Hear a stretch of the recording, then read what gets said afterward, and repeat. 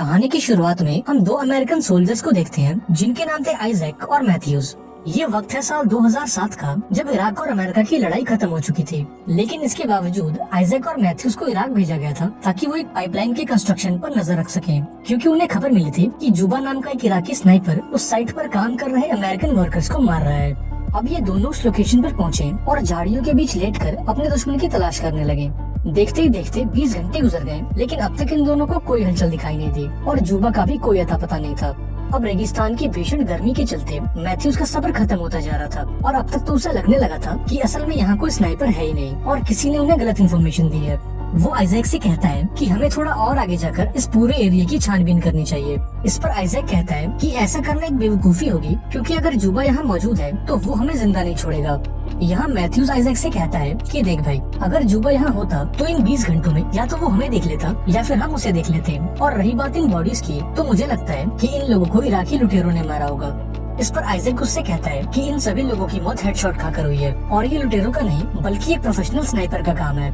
हालांकि Mathews Isaac की बात से सहमत नहीं था, लेकिन इसके बावजूद वो कुछ और घंटों तक इंतजार करने का फैसला करता है। देखते ही देखते कुछ घंटे और गुजर गए, लेकिन अब तक इन दोनों को कोई हलचल दिखाई नहीं दी। फाइनली मैथ्यूज के सब्र का बांध टूट गया और उसने उस कंस्ट्रक्शन साइट पर जाकर चेक करने का फैसला किया। उसने आइजैक से कवर देने को कहा और खुद अपनी बंदूक लेकर आगे बढ़ गया। थोड़ा चलने के बाद जब मैथ्यूज साइट पर पहुंचा तो उसे चारों तरफ लाशों का ढेर दिखाई दिया, जिनमें से कुछ लाशें अमेरिकन सोल्जर्स की थी और बाकी लाशें अमेरिकन वर्कर्स की। यहाँ मैथ्यूज को एक रेडियो भी मिला और वो उसे उठाकर आगे बढ़ने लगा। तभी अचानक से आइजैक का स्कोप धुंधला पड़ गया, जिसके चलते वो मैथ्यूज को ठीक से देख नहीं पा रहा था। उसने फौरन मैथ्यूज को इसकी जानकारी दी और उससे वापस लौटने को कहा।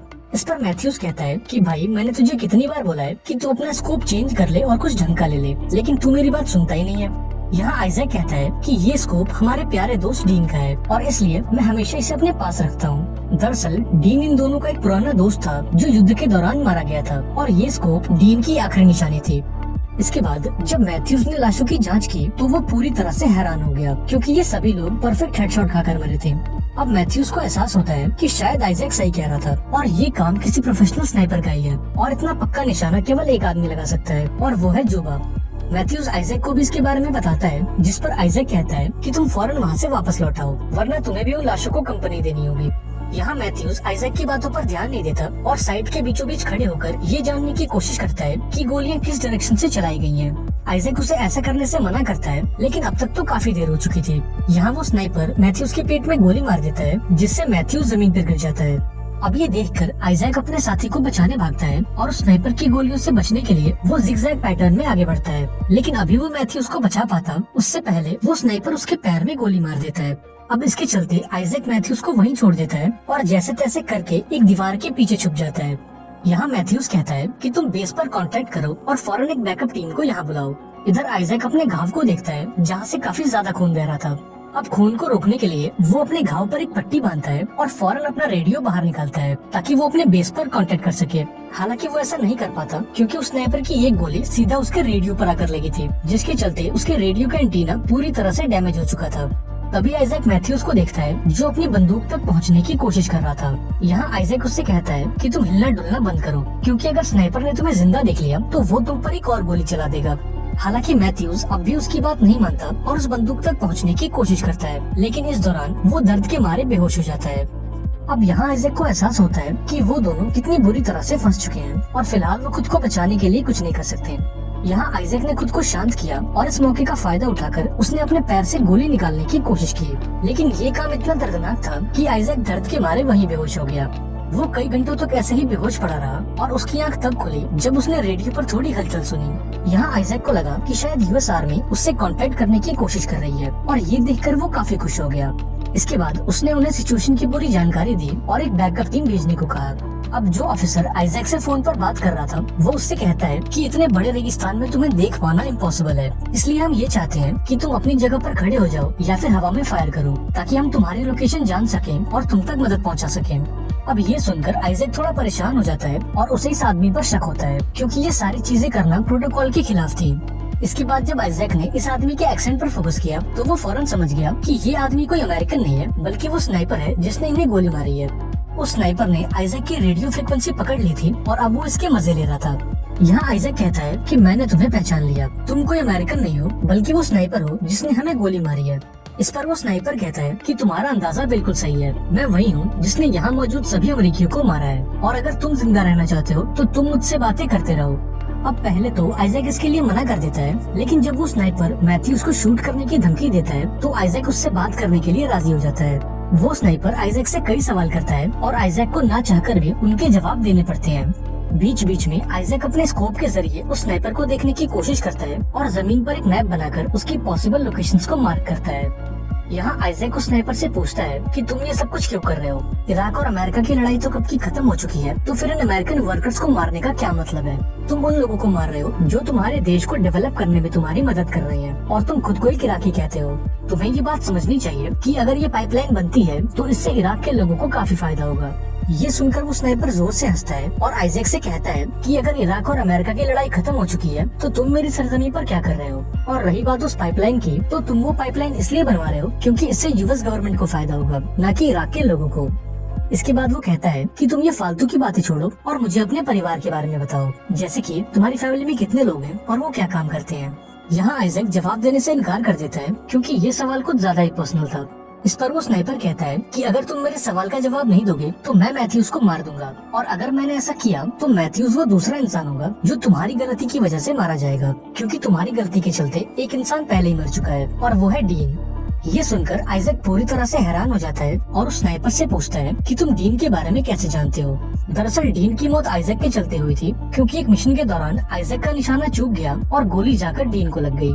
अब यहाँ आइजैक की हिम्मत टूटने लगी क्योंकि वो स्नाइपर जानबूझकर आइजैक को वो बातें याद दिलाता है जिससे उसे तकलीफ होती है। इस दौरान आइजैक को जोर की प्यास लगती है और वो पानी पीने के लिए अपनी बोतल बाहर निकालता है, लेकिन यहाँ उसकी बोतल खाली हो चुकी थी क्योंकि उस स्नाइपर की गोलियों ने उस बोतल को छन्नी कर दिया था। यहाँ वो स्नाइपर कहता है कि मैंने जानबूझकर तुम्हारी बोतल में गोली मारी ताकि तुम प्यास से तड़पते रहो। साथ ही मैंने तुम्हारे रेडियो को खराब कर दिया ताकि तुम किसी से कांटेक्ट न कर सको, और मैंने तुम्हारे सर के बजाय तुम्हारे पैर में गोली मारी ताकि तुम यहाँ से भाग भी न सको।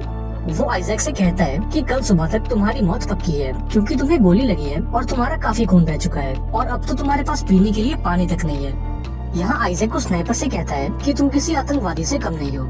ये सुनकर वो स्नाइपर जोर से हंसता है और आइजैक से कहता है कि तुम्हारे हाथों में बंदूक है और तुम मेरे देश में हो और तुमने मुझे मारने की कोशिश भी की है, और इसके बावजूद भी तुम मुझे आतंकवादी कह रहे हो। इस बातचीत के दौरान आइजैक उस स्नाइपर को देखने की कोशिश करता है और तभी उसकी नजर एक कचरे के ढेर पर जाती है और वो फौरन समझ जाता है कि वो स्नाइपर इस कचरे के ढेर में छुप कर बैठा है। अब यहाँ आइजैक को एहसास होता है कि ये स्नाइपर कितना खतरनाक है, क्योंकि उस कचरे के ढेर में इतनी देर तक छुपे रह पाना कोई बच्चों का खेल नहीं है। यहाँ आइजैक उससे कहता है कि कहीं तुम वो इराकी स्नाइपर जुबा तो नहीं? इस पर वो स्नाइपर कहता है कि नहीं, मैं जुबा नहीं हूँ, मैं तो एक आम इराकी नागरिक हूँ जो अपने देश की रक्षा कर रहा है। इस पर आइजैक कहता है कि मेरे हिसाब से तुमने अपनी स्नाइपर की ट्रेनिंग यूएस आर्मी से ली है, जिसके बाद तुमने उन्हें धोखा दे दिया और उन्हें ही मारने लगे। यहाँ वो स्नाइपर कहता है कि मुझे स्नाइपर की ट्रेनिंग यूएस आर्मी ने नहीं दी है और मैं सिर्फ उन लोगों को मारता हूँ जो मेरे देश को नुकसान पहुँचाने की कोशिश करते हैं। अब धीरे धीरे आइजैक की हालत बिगड़ने लगती है और वो डिहाइड्रेशन के चलते जमीन पे गिर जाता है। यहाँ वो स्नाइपर कहता है कि अगर तुम मर गए तो मैं तुम्हारी खाल उतार लूंगा और तुम्हारी जुबान काटकर तुम्हारे माथे पे चिपका दूंगा।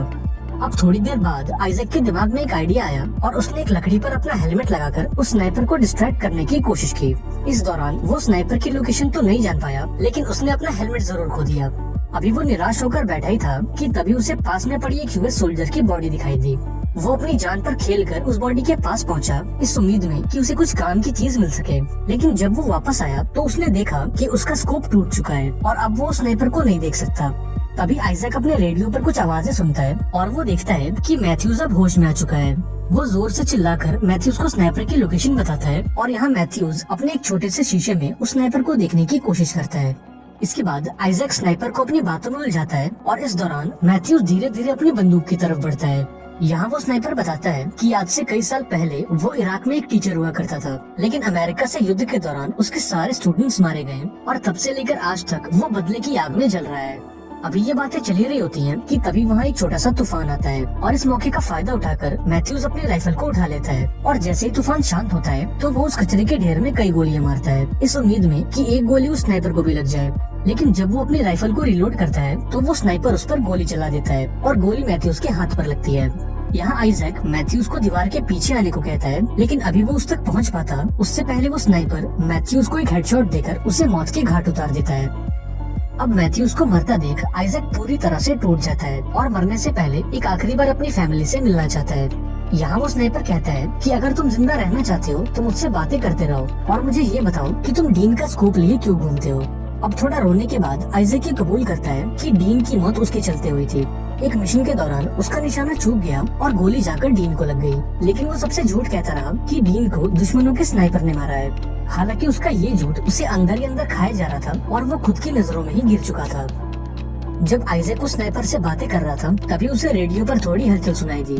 उसने देखा कि उसके बेस के लोग उससे कांटेक्ट करने की कोशिश कर रहे हैं। आइजैक ने उनसे बात करने की कोशिश की, लेकिन इसका कोई फायदा नहीं था। उस स्नाइपर ने आइजैक की रेडियो फ्रीक्वेंसी को टैप कर लिया था, जिसके चलते आइजैक उनकी बातें तो सुन सकता था पर वो उनके जवाब नहीं दे पा रहा था।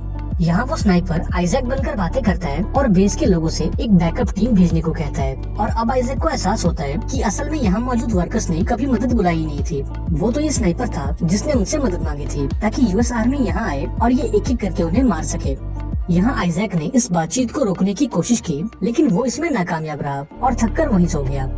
अब थोड़ी देर बाद जब आइजैक होश में आता है तो उसे रेडियो पर कोई भी हलचल सुनाई नहीं देती, इसलिए उसे लगता है कि शायद वो स्नाइपर भी सो चुका है। इस मौके का फायदा उठाकर वो मैथ्यूज की राइफल को अपने पास खींचता है और उस कचरे के ढेर पर निशाना लगाता है। तभी आइजैक को यूएस आर्मी के 2 हेलीकॉप्टर्स दिखते हैं और ये देखकर आइजैक अपने सामने वाली दीवार को गिरा देता है ताकि वो लोग इसे देख सकें। इसके बाद वो अपना निशाना लगाता है और उस कचरे के ढेर में गोली मारता है। हालांकि वो श्योर नहीं था कि गोली उस स्नाइपर को लगी है या नहीं, और ये जानने के लिए वो अपनी जगह पर खड़ा हो जाता है ताकि अगर वो स्नाइपर जिंदा हो तो वो इसे मार दे। लेकिन लकीली वो स्नाइपर गोलियां नहीं चला था, जिससे आइजैक को लगता है कि या तो वो स्नाइपर मर चुका है या फिर बुरी तरह से घायल है। अब जल्द ही वो दोनों हेलीकॉप्टर्स लैंड हो गए और यहाँ आइजैक की टीम उसे स्ट्रेचर पर लिटाकर वहाँ से ले जाने लगी। यहाँ आइजैक ने उन्हें स्नाइपर के बारे में बताने की कोशिश की, लेकिन उसकी हालत इतनी खराब थी कि वो ठीक से बोल तक नहीं पा रहा था। जल्द ही वो दोनों हेलीकॉप्टर्स टेक ऑफ हो गए और जैसे ही वो थोड़ी ऊंचाई पर पहुंचे तो उस स्नाइपर ने उन पर गोलियों की बारिश कर दी और हेलीकॉप्टर के पायलट्स को मार गिराया। इससे वो दोनों हेलीकॉप्टर्स क्रैश हो गए और अंदर मौजूद सभी लोग मारे गए। मूवी के एंड में वो स्नाइपर यूएस हेडक्वार्टर्स को कॉल करता है और उनसे एक रेस्क्यू टीम भेजने को कहता है और वो खुद को एक यूएस सोल्जर बताता है। और इसी के साथ ये शानदार मूवी यहाँ पर एंड हो जाती है। आई होप आपको ये कहानी पसंद आई होगी। अगर वीडियो अच्छी लगी हो तो इसे लाइक कर देना और चैनल को भी सब्सक्राइब कर लेना। मिलते हैं अगली वीडियो में, पर तब तक के लिए be safe and keep chilling.